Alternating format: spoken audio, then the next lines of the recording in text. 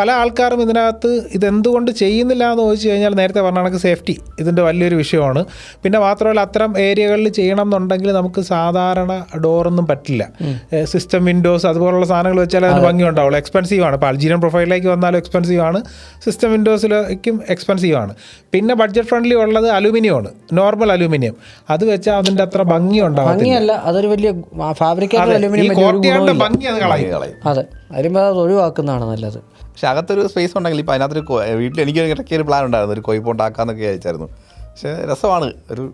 പിന്നെ നിങ്ങൾ നേരത്തെ പറഞ്ഞില്ലേ ഇത് കോൺട്രാക്ടറിനെ സംബന്ധിച്ചിടത്തോളം ലാഭം ആണോ എന്ന് ചോദിച്ചാൽ, അപ്പോൾ ഒരു സെൻറ്ററിലേക്കൊക്കെ വരുവാണെങ്കിൽ അതിൻ്റേതായ വർക്ക് അതിനകത്തുണ്ടാവും.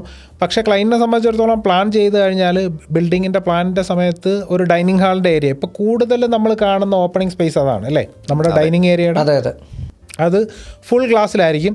അപ്പുറത്തൊരു കോർട്ട്യാർഡ് അല്ലെങ്കിൽ പാഷ്യോ എന്നൊക്കെ പറയുന്ന അല്ലെങ്കിൽ പാറ്റിയോ എന്ന് പറയുന്ന ഈ സ്ഥലങ്ങളായിരിക്കും. ആണ് അല്ലേ? സീരിയസ്ലി പാറ്റിയോ എന്നാണ് എന്നെ ഒരാൾ തിരുത്തിയതാ, അതാ ഞാൻ വീണ്ടും ചോദിച്ചത്.